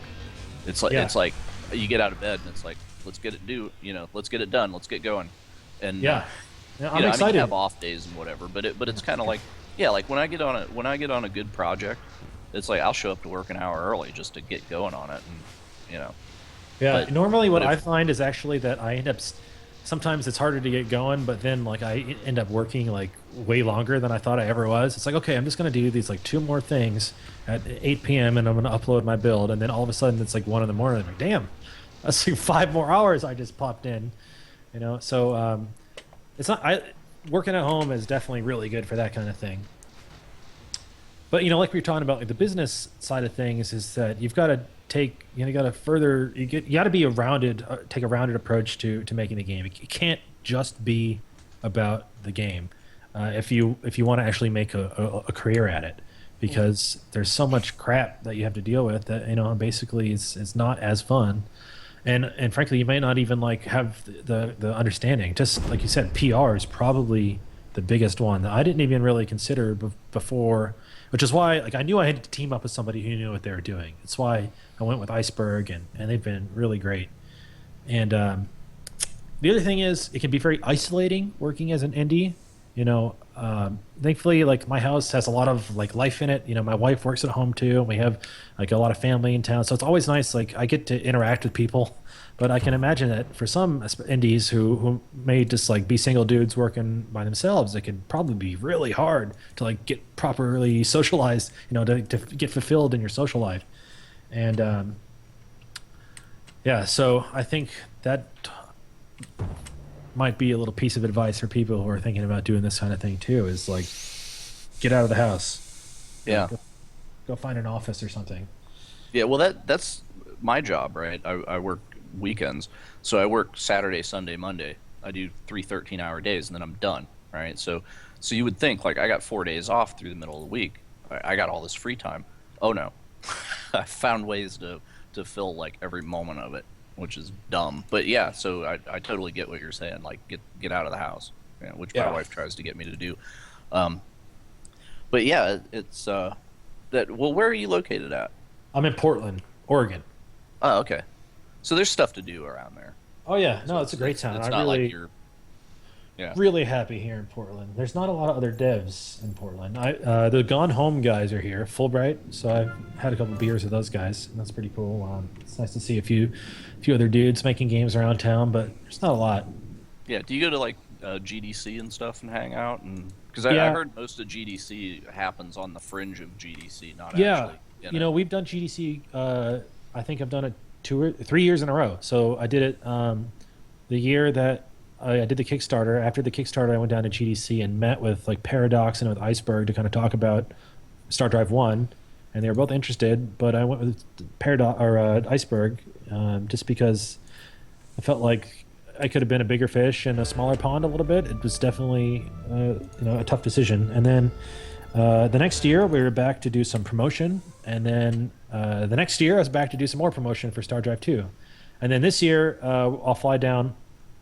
And how it usually works is we get a hotel room, like you get like a hotel suite or something, right? And so then we're in there. I was in there with like the Starpoint Gemini guys and like the Vector Thrust guys, and the Amplitude guys had like a suite the next door. And then the journalists come, and we all just eat some coffee and donuts, and everyone's like showing their games, and then so it's a great time, and you get to meet a lot of people doing cool stuff. And it actually, like, if GDC wasn't happening, like, you wouldn't even know. It's just that we're all there for like the same thing. And that's cool. Yeah, I went to the one time that I actually got to sit in a room with Brian face to face. We went to a game event. And I thought it was going to be like, oh yeah, it's going to be cool because I've been to E3 and stuff, and I'm like, okay, so they're doing this thing at a war game convention, so we're going to wander around, look at the convention. They'll probably have like a booth set up in like on the floor, and this will be great. So I took my wife with me and everything. We got there, and it was like how long was that, Brian? Like a 10-hour long PowerPoint. Oh yeah. We never left the room. It was very exciting. yeah, my that's wife, terrible I love of her. me to She's say. a trooper, man. She sat there and like played with her DS. And I actually don't like going to the convention itself. It's just, I mean, I can spend like, I'll do one lap, like 30 minutes. I can like check out everything that's there, and then I'm like, okay, I'm bored. And they still, at GDC, I think it costs like $250 to get in the door too. So like, oh man. Yeah. Well, But, I mean, for me, that's not bad because the majority of the cost is because I actually got invited this year to go with some guys that I know, and I've never been, so I have no clue So maybe Oh. maybe we'll have to talk off air Oh, yeah. about what to expect. It's in like March, right? So Yeah, it's I in got March. a little bit of time. Okay. I So yeah, we're considering like waiting to like release until just a little bit after GDC. Boo says chat, but so that I can actually go down there and like meet with some more journalists and just like show them the game and also have a little more time to like get it all polished up and everything. Because GDC is actually like it's really great for just making sure that people know you exist. Which is like yeah, the biggest problem for an indie is to right. like is to get some legitimacy. Just people like think that you can make it. Like today, like we got a preview on PC Gamer, which was huge for me because like I remember like buying PC Gamers in the shop like 15 years ago, 20 years ago, Yeah. and now to actually have my game on there, I'm like okay, like I'm feeling a little bit more legitimate. You know, a lot of creators talk about the imposter syndrome. You know, like there's like that hidden fear that you're going to be like discovered that you know not really supposed to be doing what you're doing. Yeah. But So what do you tell people? Speaking of people discovering what you do. So you live in Portland, and you're saying there's not a lot of other devs there, right? So that's always the first question people ask each other in a social situation. So what do you do? And yeah, then you're like, I make video games. that's exactly what I say. Yeah, I make video games. They're like, oh, and because I know the chances are they're not a gamer. Well, what kind of games do you make? Well, I make like a Space Empire game. It's a game about like building a space on. I kind of describe it. They're like, so like StarCraft? I'm like, yeah, kind of like more like Civilization. Have you heard of Civilization? Like, yeah. And I swear, I've had this conversation like 100 times, and it's fine. Doesn't get old. I mean, it does, but it's just like, I don't know. Yep. Sometimes people, it's funny because I don't know. People think can be glamorous, and it's really the opposite. It's a lot of that. sitting in the dark staring at a screen. Yeah, And it's fun. I really enjoy my job, and I couldn't imagine myself doing anything else at this point. But yeah, it's like I'm sitting in the same chair. Like my ass has been in this chair for so many hours. It's unbelievable. Probably more hours than it's been in my bed. We don't need to know that. so I gotta say, I'm sorry I'm not talking much, but Your empire grows. That's good. I'm into the game, which is in a way a good thing, and I'm glad Jim is kind of on point about answering questions and stuff because, yeah, I'm actually really enjoying this. It feels just very fluid, right now. It feels like I'm just doing things and things are happening, and it feels fluid and good. And I'm Yeah, digging well, it. I'm glad you like it. I know you, Yeah. didn't like the first one so much, so I'm glad that I could get you Sorry. the second time around. It's all right. Yeah. I was kind of scared actually. Brian's good. like, "Hey, we're gonna have this Star Drive guy on," and I was like, "Oh God." What No, did he say? no. I'm always nice So- to our guests. Yeah. But we- Well, Look- good. See, I've won over someone who was previously unenthused, but now I've grown, and here we go. Yeah. I'm just gonna keep. Now, So- what is this? I gotta ask. What is this experimental research? Is this like just random? Well, it's some racial stuff. What is that? It's like a dojo. What is that? Yeah, it's like a dojo that helps with ground combat. I'm building that everywhere. So is the experimental the only way to get certain ones? Yeah. So there's a few unique technologies that are available for each race, and then there's just like a bunch of kind of special stuff that doesn't really fit anywhere. Also, and it's all randomized. Of course, you can only get your own racial technology in that tree too. So Right. just- Okay. Yeah, because I thought, it's like, well, you're researching along. You get 1 out of 3 in each tier, right? So I was kind of hoping like the random stuff would sometimes go back and grab something from another. Like you could get a second one in the tier or something. But Yeah, people have kind of suggested that, like maybe a random back research. It's something I'll consider. Like, right? I've been watching Brian play the whole time. I haven't seen a ton of bugs, so I'm feeling good about like that. Oh no. But I still have a big old database of stuff I need to like. I want to make sure that all known issues are completely crushed, and then I'm gonna take like another final pass, like a few weeks before release, just to maybe flesh out some of these other. And then once the game releases, like I know my feature request form is gonna blow up. People are gonna like be asking for all kinds of stuff, and there could be some serious gold in there. Like our players are very creative, and our beta testers have been awesome about that. This game has already changed form like a bunch since we just started our like closed alpha testing a few months back. Like So- I do have a couple of things about that. For one thing, I'm gonna get to this, right. So remind me. I'm gonna talk about early access in case I forget. But the other thing is your bug tracker tool, because I noticed you posted a screenshot, right, and you were like, "This is what my bug tracker looks like," and I think it was on Twitter or something. So, what are you using for that?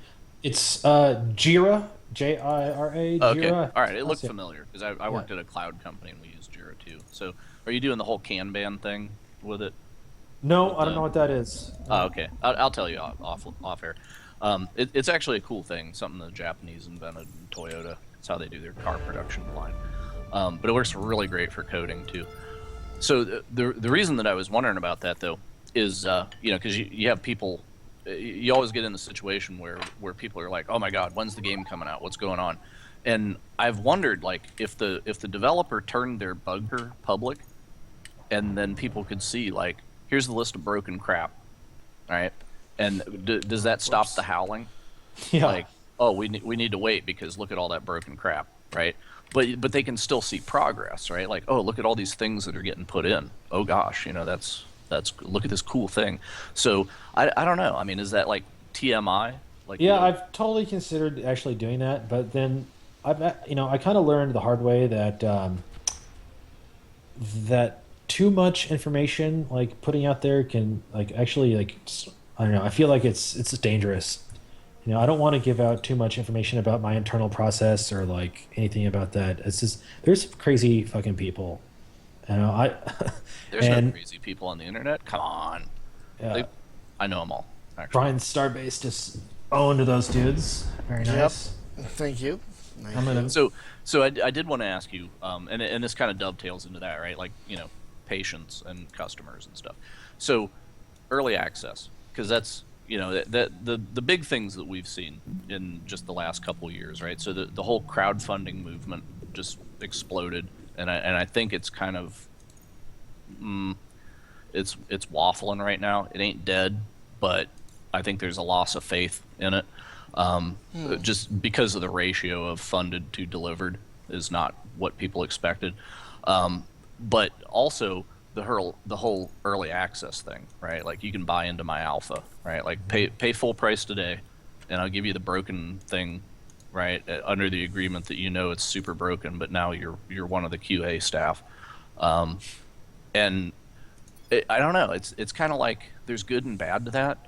We saw with Tim Schafer where they were actually using the early access as the continued funding model. It was like the Kickstarter that doesn't end, and that broke, and they just dumped the game, right? And not a lot of people were really happy about that. So it's kind of like we know it's a tragic idea to live paycheck to paycheck based on your pre-orders, right?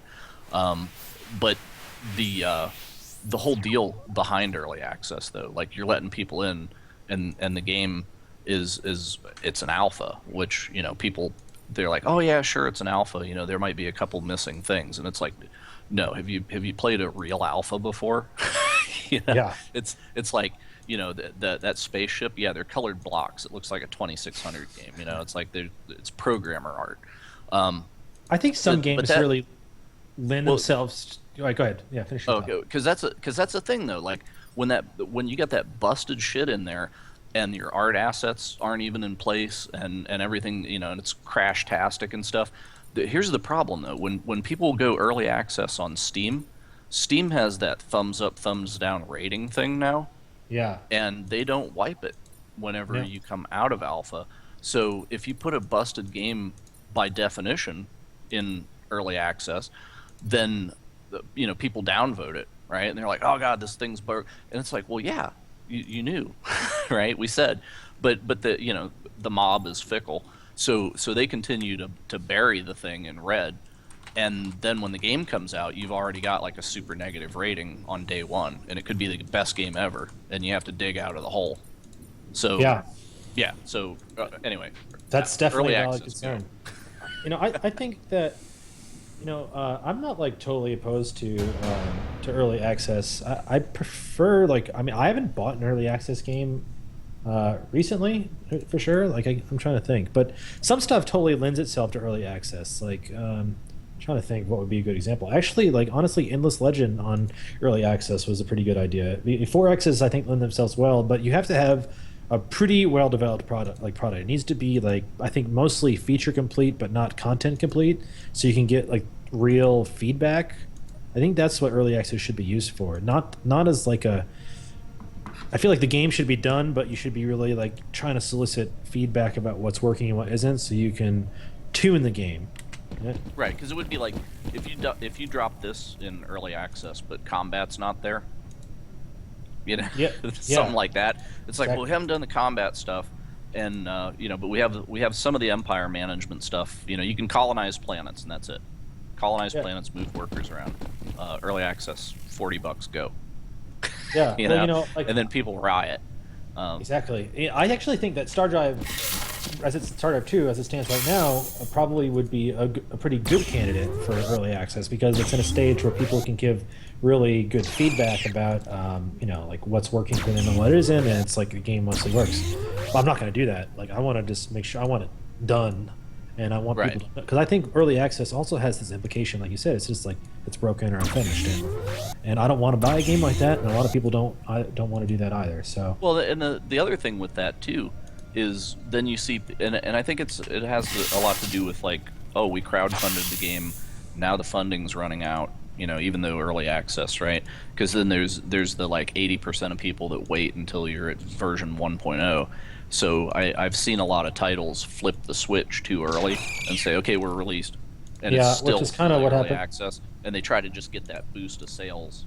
I'm watching Brian, just to interrupt, I'm watching Brian struggle to learn how to understand to use his laser rifle. The laser rifle has a minimum range, Brian. So so you've got to like, I see. it's not intuitive, I guess. Oh, is that why you carry a pistol and a rifle? Because if they get too close, you got to pull the pistol out. Yeah. It's like the rifle is unwieldy in close combat.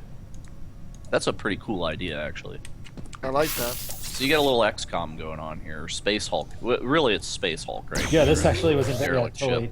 totally inspired by Space Hulk. So let's see if this is going to crash when you win. I mean, it didn't on Tim's system, on Jim's, sorry. This is only one of the combat maps too. I've got a bunch of them. I'm glad that this has been a kind of a popular feature. I was really like a little bit worried about it. Like whether it was like maybe too much. I see what you're kind of like blocked yourself in a little bit with I your did. shields. Oh well.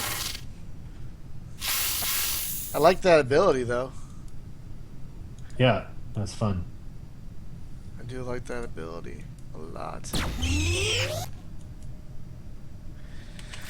So I think you should work a little bit of interactive fiction visual novel in here. You just have a multiple choice. No, don't do that. So I was so disappointed. There was a game that, because Brian and I are mad nuts about robot games too, right? Mecha stuff, BattleTech, whatever. And there was a game called Mecha Ace that popped up on Steam, and I was like, oh yeah, Mecha. Oh god, it was a book. It was like choose your own adventure, no graphics. Oh, that sucks. I've seen a lot of that stuff, and I think the reason is Twine. That somebody made this engine where you can make choose your own adventure books. What was okay was the King Arthur games. You ever play those? The RTS thing. Yeah, the RTS. They had some that was your own cool. adventure type stuff that I kind of enjoyed. So Yeah, I enjoyed it because it had a little bit of action-y thing to it, because it was kind of like RTS with a story, right? But it wasn't like page of text with ABC option at the bottom. yeah, Which was so.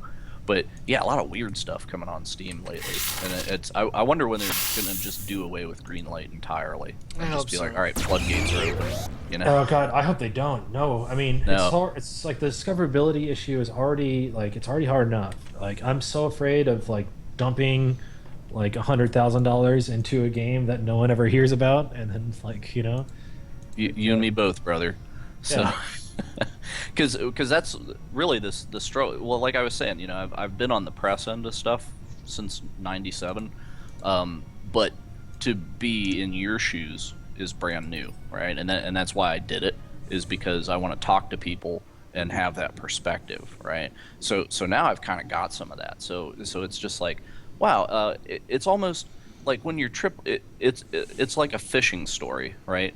When you're AAA, then the press comes for you, right? But whenever you're indie, especially unknown indie, you're like a fish swimming around looking for a hook, you know? Yeah, exactly. It's and, like, and it's like, please talk catch to me. Yeah. Yeah. So it's yeah, and I don't know if that ever ends, right? I've had a thought for a project. It's basically like a dating site, but it would be a matchmaker of, like I'm making a game in this genre, and then on the other side it's like, hey, I'm an indie press site and I like this genre, and it's like, because the biggest struggle is, well, you got Iceberg helping, right? So they're probably a big help in that. But if you don't have that mechanism, then it's like, I really want to get a hold of somebody at PC Gamer. Well, there's this whole list of people. Yeah. I don't know their emails, and they don't really expose them. How? Yeah. So well, that I there's make like sure to tell them, like, when I meet any journalist, like you guys included, it's like, thank you for talking to me. Thank you so much. Like. Yeah, well, it's just the thing of like, it's like Wizard of Oz, right? Like, I know there's people behind that curtain. I just don't know their names, or I know their names. I don't have any contact info, right? So I ended up building a spreadsheet. I'll give it to you. In fact, that's one of the other things that I'm doing with this is I'm handing this to everybody. Is I've got like 300 sites and all the contact info for everybody now. So Yeah. that was a That's major nice. major like month and a half effort. But the thing that I want to do is I want to make that available where I don't have to be the gatekeeper of it, on a one-to-one basis, where and people can contribute to it, right? Like you can sign up and say, here, please take my email address, but don't expose it to the public. You have to sign up and actually be a game developer, and then you can browse all their email addresses. Yeah, I mean, I think you're talking about like basically like just indie games done by indie press and all that. I mean, it makes a lot of sense, and I'm kind of Yeah. curious how this is going to go with like the whole. I don't know how to say it. Patreon, is that the website? Patreon. Yeah. Patreon. Yeah. Well, like Well, it's think of the word patron. yeah, Right. And Patreon. Well, like you see a lot of kind of mainstream games journalists are now starting to do their own kind of independent things, and the big sites are like losing their monopoly on the news. mhm. Yeah, Well, I'm the probably big going to do a sites, Patreon a, at some a point. huge. What'd you say, Brian? I'm doing a Patreon Oh, really? soonish, I hope. Oh, interesting. Well, it's But at least I you're just not living off of it.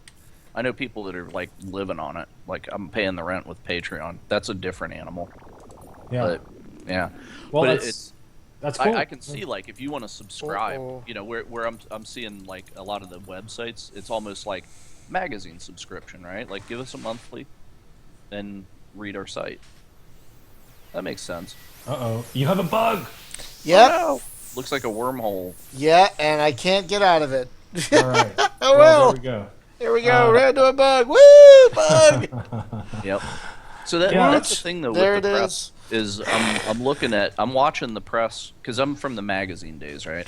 And I watch the press now at the turn where YouTube is taken off, and I see the press really struggling to be relevant because it used to be an aggregation thing where it's like, well, the developer, now that there's Twitter and all this social media stuff, the developer can kind of go straight to their audience, right? Like people can come talk to you on Twitter or your Facebook or wherever you are, Yeah, right? for better or worse. Yeah, and it's like they can come to your website. You put the info on your website, and you could, if you were, devoted at it and did it every day, you could probably like stick a video blog up of your development or whatever, right? So they could get more information direct from you than they could ever get from the press, because the press hits you like once every, couple months or something. They touch and, oh, this is where the game's at. But the press is good. It's relevant as an aggregation site where I have to look at PCGamer.com and I see everything that's happening, a little bit of, right? But now we see YouTube taking off, and it used to be, it's like, well, I got 600 or 1,000 words and a screenshot, right? And I have to describe to people what playing this game was like because they can't see it. Well, now you go to YouTube and I can watch you play your own game and describe what's going on, or watch Brian do it here. Yeah. So why do you need somebody at a press site? I think the only reason they're still relevant is that's where all the eyeballs still fall. Yeah, But there's a big thing that also it's like people are creatures of habit. They like I mean I go to the same like set of sites. I just rotate through rotate through the like Kotaku and Rock Paper Shotgun and PC Games In and all that, and like, yeah, it's like you got to break people out of their habits and get them into like viewing new media, and that's always a challenge. So, do you have any particular writers? And you don't have to name them, but when you go to those sites, do you notice the byline? Like, Yeah, of oh, course. it's this guy and he writes these kind of things, and I come here to read him. Yeah, I like actually like one of the guys that like blasted Star Drive 1. I actually like his writing. This guy Rob Zachney, and the guys over at Rock Paper Shotgun. I like their writing, though they won't give me the time of day. I swear to God, I emailed them like 10 times over the past couple of years and can't even get like an email back. But We'll take care of them for you. I got people wake up with a horse head in their bed. Hey Brian, Yo. if you go to load, you can load like right before the crash, because it's he's nice enough to actually have a pre-combat autosave. That as wasn't well as that wasn't combat though. No, but there's a pre-combat autosave, which if you bug during combat, and then there's also like a how many turns does it autosave? yeah, Like it does it turn. every 10 turns. But send me that save. I wonder if it's gonna like give you another. How do I do that? Oh yeah, that would be harder for you to figure out. But it's in your app data. Like load up your autosave and just see if it like crashes again. I'm interested to see if we can catch this bug. Okie doke. Yeah. But anyway, so you're saying about like press people? Yeah, it's just, I mean, it's hard. It's hard to get their attention, and especially like the bigger the site is, like it's like I said, I'm just swimming around looking for a hook, looking for something to bite. And because the thing with the especially the bigger sites, even indie sites, right? Like I've had to engage, and I've got a few that have been like super duper nice, on this project that I'm doing. But it's like trying to get beyond that, right? Like I figured, well, once I get the first couple, then I went can through show that the time. others, like, look, they talk to me, you talk to me too.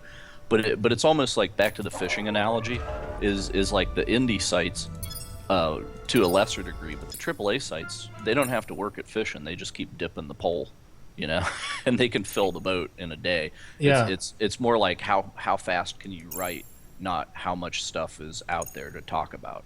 Well, At this point, we're in a market that's just absolutely saturated, and like you said about discovery stuff, right? There's too many products in the market, so the good products have just as hard a time bubbling to the top. Mm-hmm. I like to talk to anybody though. Part of being on the internet and doing it myself is like I've given a website or interview to a website that probably had like 100 views a month, and it's like whatever. Like I'm happy to talk to you if you want to take the time to learn about my product and like write a little thing about it. It's like we can scratch each other's backs here and like so I'm totally support breaking it down as far as it goes and just making sure that I'm gonna always have time for somebody who wants to tell the world about my game. I like how you. You're gonna I like. regret that because I talk a lot. I like how the yeah you do. I like how the all the missiles say jam. Damn. I've been watching a lot of Parks and Recreation, and there's a character on there called Jam. So all I can think of is you got jammed. Is Chris Pratt back on Parks? Oh yeah, he was only off for a little while in the beginning of season 6 while he filmed Guardians. He was out star-lording it up. Do you guys watch Parks and Rec? Because the way he I have watched them. Because the way he described his weight loss on the show, because he's kind of chubby on the show, but then you see him like beginning of a new season, it's like, wait a minute. Yeah, like you're chiseled now. Apparently, he stopped drinking beer for a month, and that's what happened. Well, Yeah. if I was going to hang out with Zoe Saldana for a couple of months, I'd get in shape too, right? Oh yeah.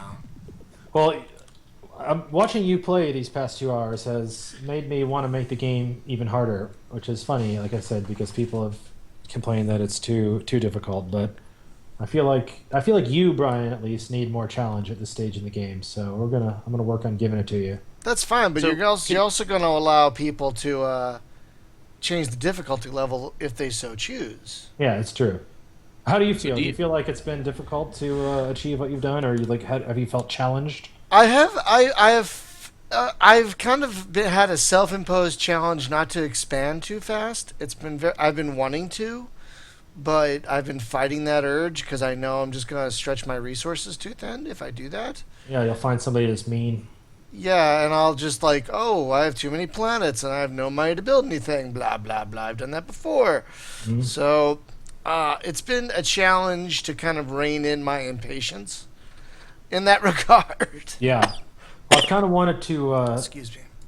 I've got some concepts about how to stir up trouble between you and your neighbor there too, because they're like pretty powerful, and it doesn't look like they're at war with anybody. So They're I not feel at like, war with anyone. They keep doing trade. They keep doing trade. yeah, They keep trade doing. is all well and good, but even in Masserine too, the holy grail of games, like they will, if they know that you're weaker than they are, they'll come wipe you out. So that's something I've been thinking about lately is how to, like, I was thinking about having some events where like maybe they have a personality shift inside their empire, and you can get a chance to respond to it. And if you don't, then they'll turn evil or something. So That's not a bad idea.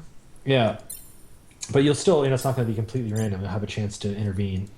So what about adaptive difficulty level? Like, okay, so when you start the game, like I'm gonna go into campaign, right, and continue. Um, so I can set stuff about the map and that, but I'm not really picking a difficulty level here yet. Well, yeah, there is one. Yeah, there's a difficulty So it's level. easy, not hard, really brutal. hooked But up. I'm wondering though, in that, wow, music's loud. Um, I'm wondering in that though, like if the game could watch and be like, yeah, Brian's having it too easy. Let me crank it up. Yeah. Right? Yeah, I mean, I've thought about that, like trying to. I mean, and there is a little bit of that going on, but not, not to that extent that I really would want. I want Yeah. to. I definitely have some code in place to monitor what's going on in the galaxy and figure out if there's some challenges that can be spawned. But I really just need to double down on that over the next like few weeks and make sure that you have a consistent challenge throughout the course of the game. Because I don't want you to ever feel like. I mean, there's going to be a certain point where like you've got it in the bag, but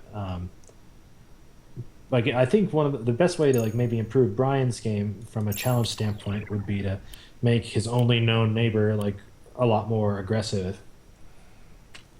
Or Yeah. or Now, there's another can way you diplomacy your neighbors to death? you not to death, but you can't like kill them. Yeah. But, But it's almost like can you intimidate them? Just be like, give me all your money every time. oh yeah, you can threaten them, but they won't.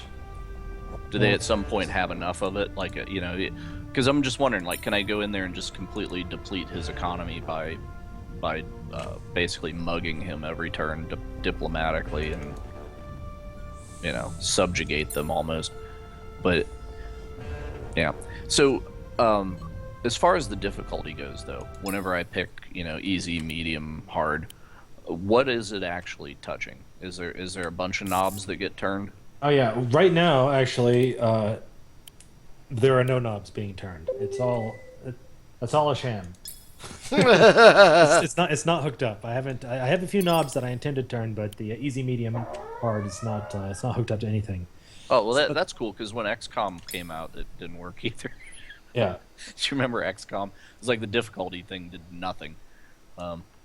Down the way, it'll definitely change It'll change like the way some more fighting happens. It'll change like the difficulty of these spawns, things like that. And I'm actually going to add a separate spawn slider so you can have a lot more creeps in your galaxy. Yeah. And also like the further you get from your home planet, the tougher these creeps should be. Is something that I've considered in this game design. Well, the thing with the creeps, yeah, I mean, because difficulty-wise, because you're at liberty to just spawn some stuff up, right? Like it's just like okay, it's off stage, player can't see it, they'll spawn up something, Yep. and because I mentioned XCOM, right? That's like the finest example I can think of a cinematic opponent. It's not playing the same game as you, not like your opponents in the game that do have to play the same, but you can have something else that just shows up cinematically. Like, Yeah, exactly. Yeah, and And- I've learned to like appreciate that I can kind of control that. I can make it a more interesting experience for the player by doing stuff off stage. Hmm.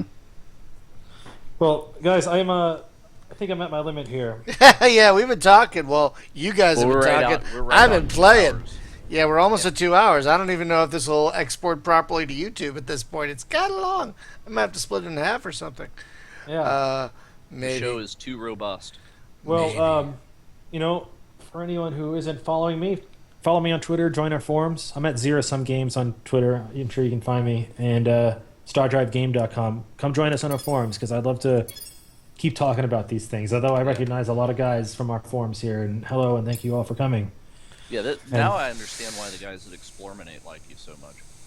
Oh, well, thanks, guys.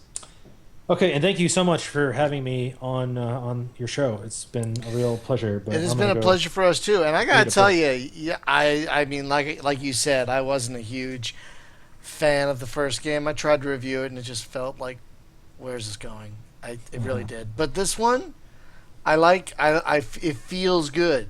It feels good. The turn-based thing works well. The interface is streamlined. I don't feel like this is a walk in the park, even though my fleet is kind of killing everyone right now. Um, if you want, I could send you like my latest save or something.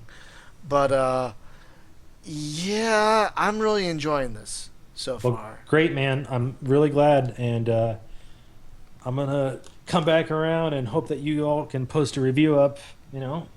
Someday once we're out. Because I'll probably do a preview, and I'll definitely do a review. That's not even a question.